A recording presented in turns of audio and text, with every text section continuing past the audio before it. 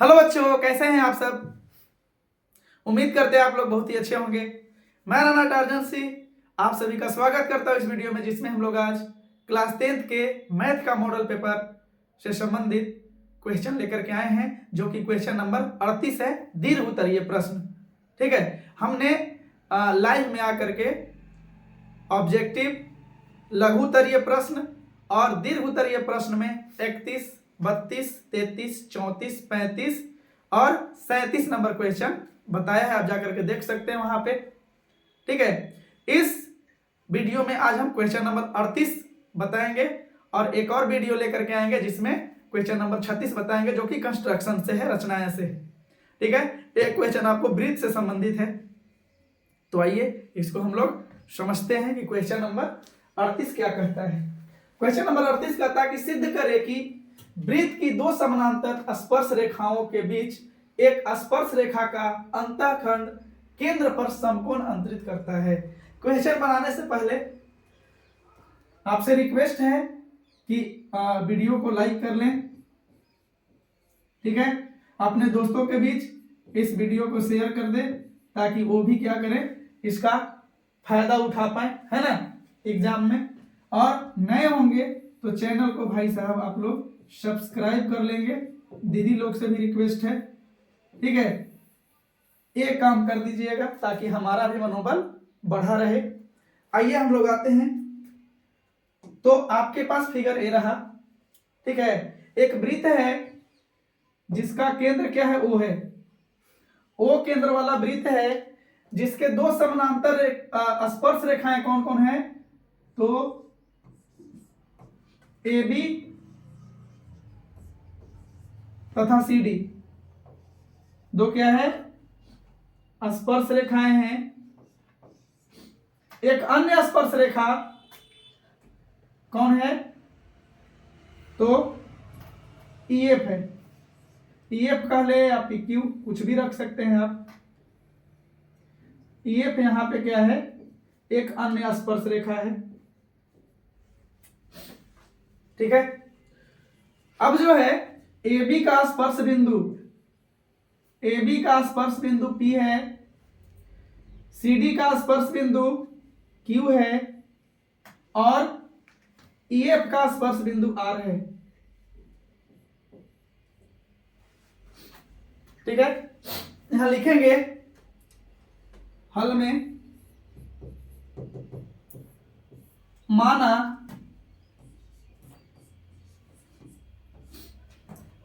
O केंद्र वाला,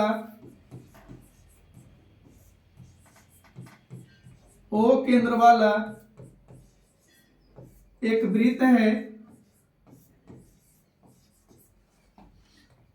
जिसकी O केंद्र वाला वृत्त है जिसकी दो समानांतर स्पर्श रेखाएं, दो समानांतर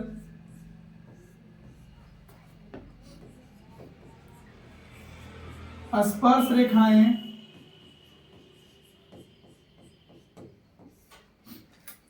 AB तथा CD है। देखिए भैया, लैंग्वेज लिखना जरूरी है ना, कि आप क्या बना रहे हैं क्या नहीं बता रहे हैं। ये लैंग्वेज लिखना आपको बहुत जरूरी है। किसमें, तो ज्योमेट्री के सेक्शन में, है ना। EF एक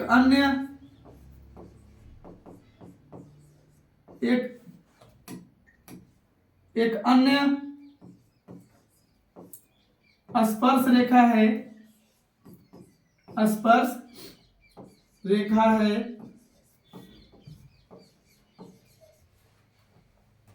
जो AB तथा CD को क्रमशः E तथा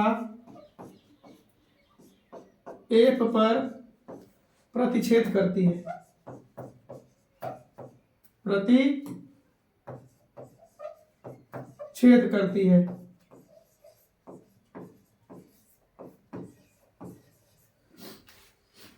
ठीक है। स्पर्श रेखा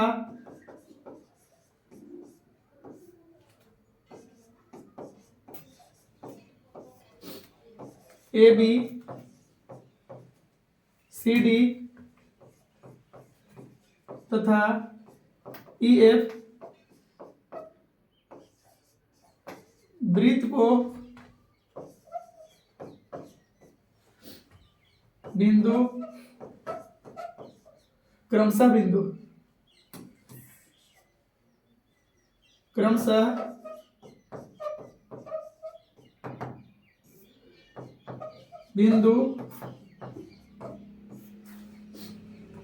पी क्यू तथा आर पर स्पर्श करती है,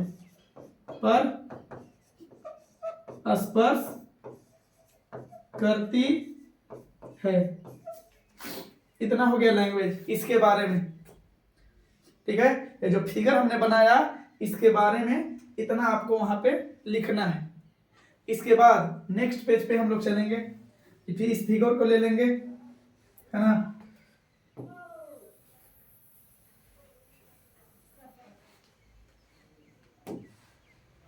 इस पेज पे आ गए। यहां पे अब हम समझने की कोशिश करेंगे।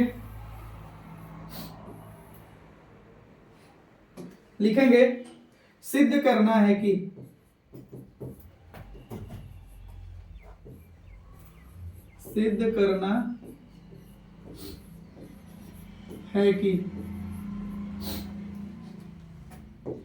क्या सिद्ध करना है समझिएगा।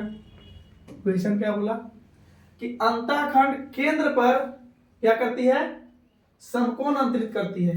ये जो अंतःखंड ई और एफ जो है, ए बी और सी डी को स्पर्श रेखा को दो जगह पे काटा है, अंतःखंड किया है ना। तो यहाँ पे ई समझिएगा, ई और एफ को हम क्या करेंगे, ओ से मिलाएंगे, है ना।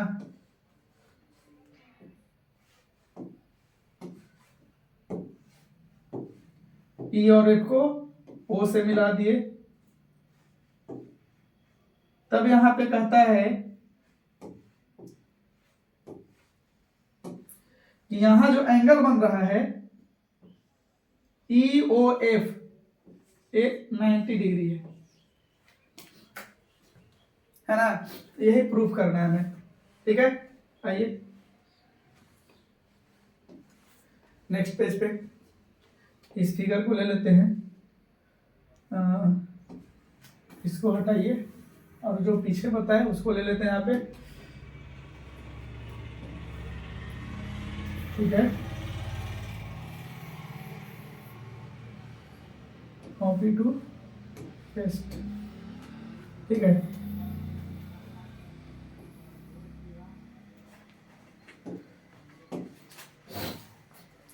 सिद्ध करना है क्या कि एंगल ई ओ एफ बराबर 90 डिग्री, है ना।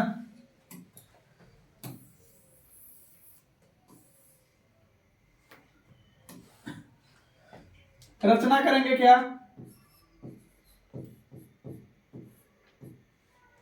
रचना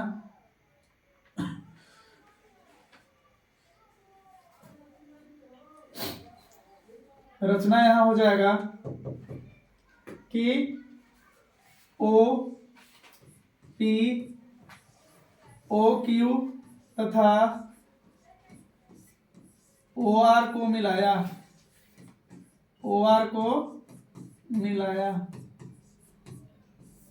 चलिए मिलाते हैं। ओपी को मिला दिए, OQ को मिला दिया और OR को मिला दिए, तीनों को मिला दिए। है ना।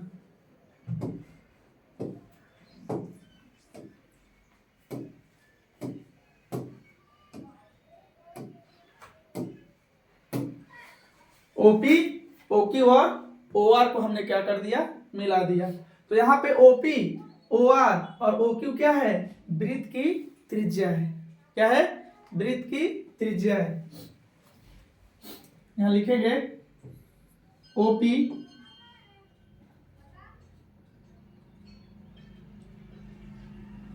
प्रमाण, प्रमाण में चलते हम लोग अब।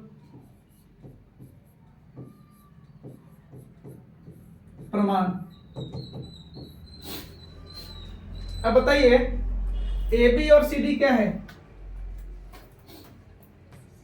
ए बी पैरेलल सी डी, तथा ये जो ई एफ जो है, ई एफ क्या है, एक तिर्यक रेखा है, एक तिर्यक रेखा है।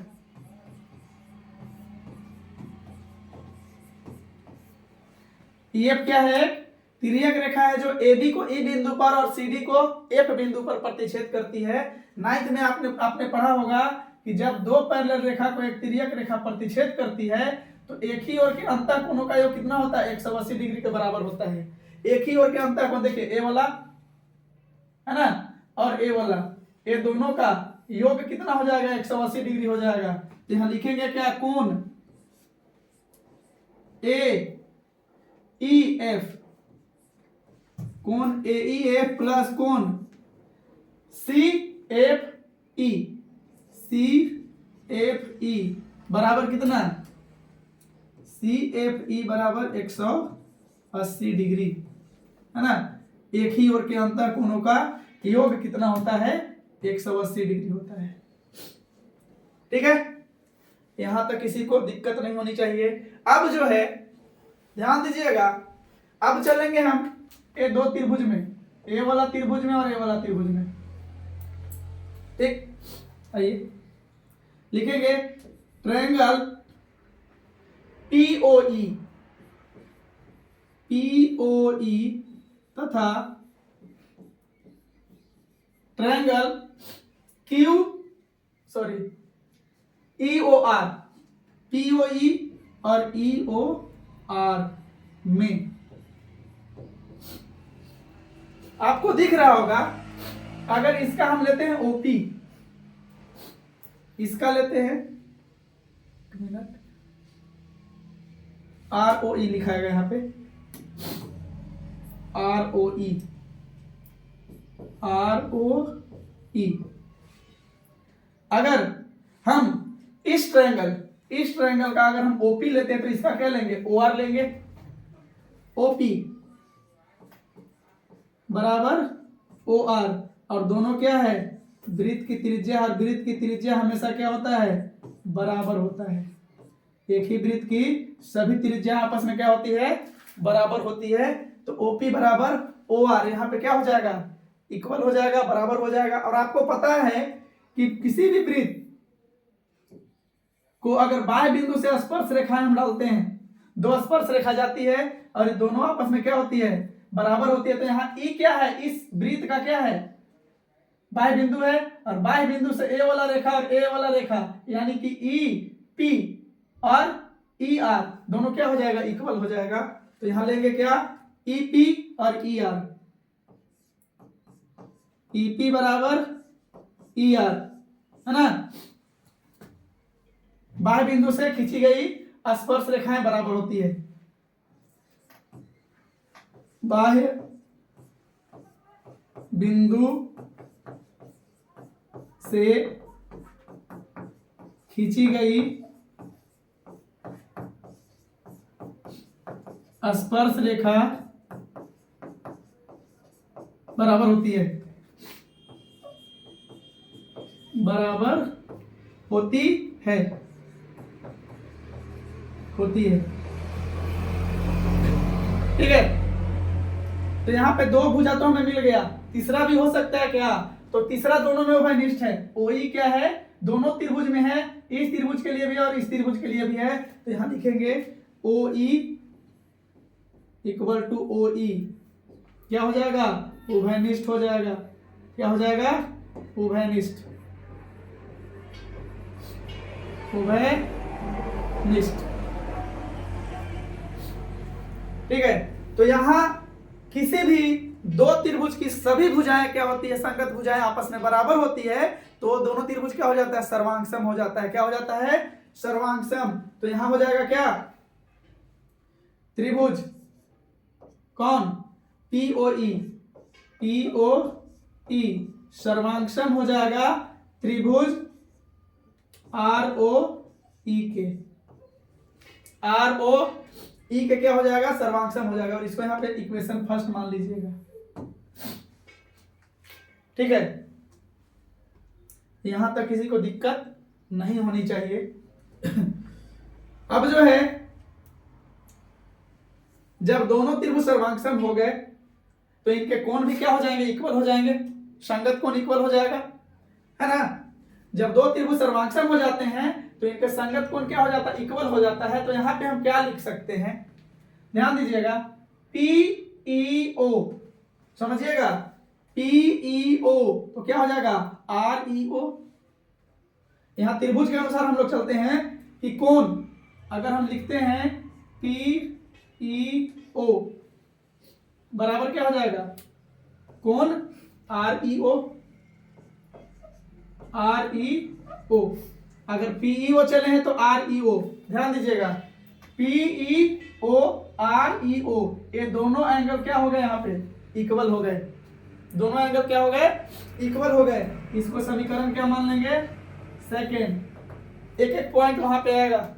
ठीक है, अब क्या लिखेंगे, इस फिगर को दूसरे पेज पे लेते हैं, क्योंकि हम एकदम विस्तारित पूर्वक इसको क्या कर रहे हैं, आपको समझाने की कोशिश कर रहे हैं, सिद्ध करने के लिए कोशिश कर रहे हैं, है ना।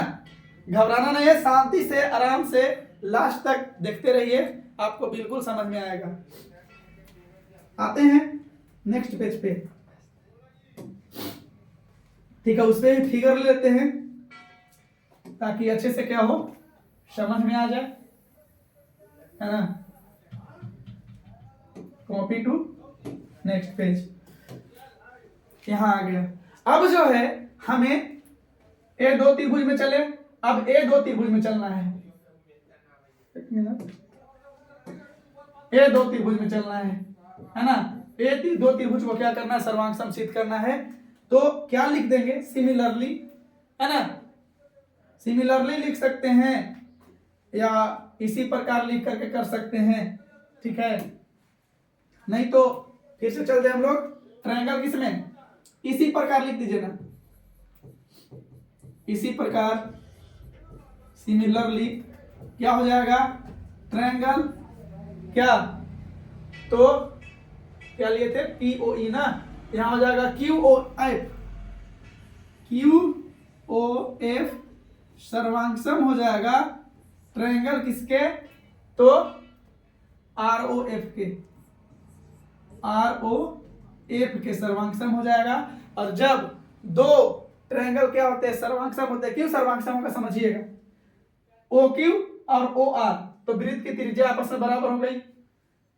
FR और FQ ये क्या हो गया, बाह्य बिंदु से खींची गई स्पर्श रेखाएं बराबर होती है वृत्त पर, है ना। और ये जो OF क्या है, दोनों त्रिभुज में उभयनिष्ठ है, तो ये भी दोनों त्रिभुज क्या हो गया, सर्वांगसम हो गया, इसी प्रकार लिख दिए। तो अब बताइएगा यहाँ पे जो कोण बन रहा है, ये दोनों कोण बराबर होंगे कि नहीं, बराबर होंगे, तो हो जाएगा RFO या OFR, कोण OFR बराबर हो जाएगा। देखिए यहीं से इसमें हो जाएगा OFQ लीजिए, इसके यहां हो जाएगा OFQ बराबर OFR, OFQ अब लिए OFQ, तो यहां क्या हो जाएगा OFR। इस ट्रायंगल के अनुसार हम सबको क्या करते हैं, दर्शाते हैं, OFR। अगर ROF इसमें लेंगे तो QOF लेंगे। यहां पे हो गया इक्वेशन थर्ड, है ना। अब समझिएगा, चलते हैं इक्वेशन, समीकरण फर्स्ट से, समीकरण फर्स्ट से चलते हैं हम लोग।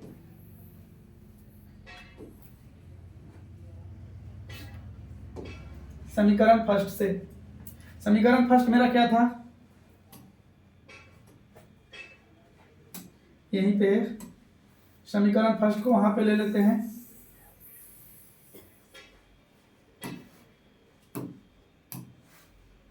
है ना, समीकरण फर्स्ट ये था।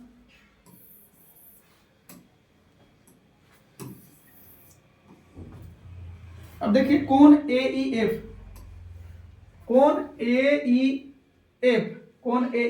ये वाला जो कोण बन रहा है ऐसे, है ना, ये दो कोण से मिलकर के बन रहा है ना, AE और यहाँ F है और यहाँ क्या है, O है। तो लिखेंगे क्या, एंगल AEO,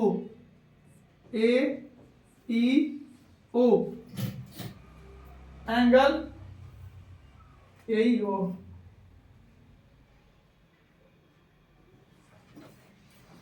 यहाँ पे P भी न है, PEO ले लीजिए,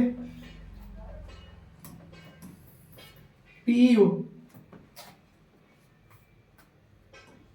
एंगल PEO प्लस एंगल क्या हो जाएगा, REO, angle REO plus CFE। अब CFE किससे बन रहा है, तो QFO या OFQ प्लस कौन, OFR बराबर 180 डिग्री। ठीक है,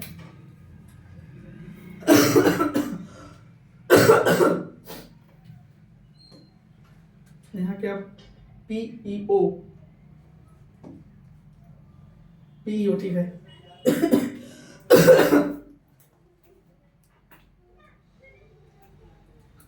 अब देखेंगे अंदर में कौन सा एंगल बन रहा है, इस ट्रायंगल के अंदर में EOF में, तो यहां बन रहा है EOR या ROE, और ROE किसके बराबर है, यहां पे ध्यान दीजिएगा, ROE किसके बराबर है, POE के जगह, तो POE के जगह पर हम क्या लिख सकते हैं, एंगल REO लिख सकते हैं, REO। ठीक है, ध्यान दीजिएगा, PEO बराबर REO है, तो PEO के जगह पे हम क्या लिख सकते हैं, REO यहां पे लिख सकते हैं, plus angle REO plus OFQ। अब ध्यान देना है कि इसके अंदर ये जो ट्रायंगल EOF बन रहा है, इसके अंदर कौन कौन बन रहा है, तो RFO या OFR, है ना, OFR बन रहा है, और OFQ किसके बराबर है, OFR के बराबर है, तो OFQ की जगह पर हम OFR लिख सकते हैं, OFR plus angle OFR is equal to 180 degree. अब ध्यान दीजिएगा, यहां मिल गया हमको 2REO plus 2OFR is equal to 180 degree. 2 common करेंगे तो हो जाएगा कौन, REO plus angle OFR is equal to 180 degree. यहां से कट जाएगा, 2 बार में कितना आ गया, 90 डिग्री, है ना।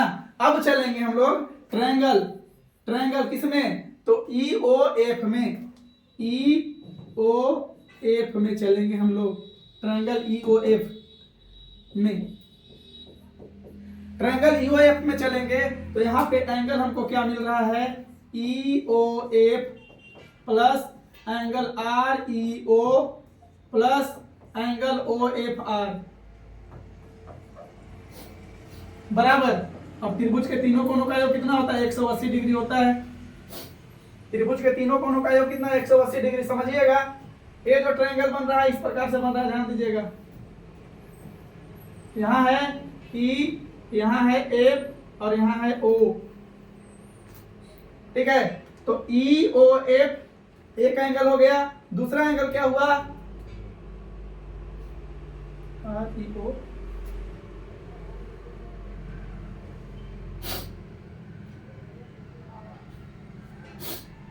हाँ आर ई ओ,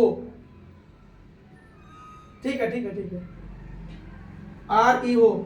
यहां पे हमने आर नाम दिया, तो आर ई ओ बोले या एफ ई ओ बोले बात वही है, आर ई ओ बोले या एफ ई ओ बोले बात वही है, ठीक है, कोण वही बन रहा है। तो यहाँ पे इसका मान कितना 180 सॉरी 90 डिग्री है ना, 90 डिग्री आया हुआ है, हाँ इसका मान कितना 90 डिग्री। तो यहाँ लिखेंगे कोण ई ओ एफ प्लस इतना का मान क्या है 90 डिग्री है बराबर 180 डिग्री, यानी कि कोण ई ओ एफ बराबर कितना आ गया 180 में से 90 गया 90 डिग्री। यही क्या करना था हमको, प्रूफ करना था। एक बार शांति से सुनिएगा, है ना।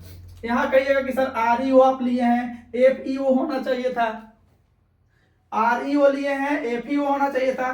तो आप आर से चलिए ई के पास और ओ के पास आइए, यही ना कौन बन रहा है। जो आप एफ से चल करके ओ के पास आइएगा वो कौन बनेगा, बात तो वही है। आप एफ ई ओ बोल दे या आर ई ओ बोल दे, बात वही है, सेम है, ठीक। तो इसमें घबराना नहीं है।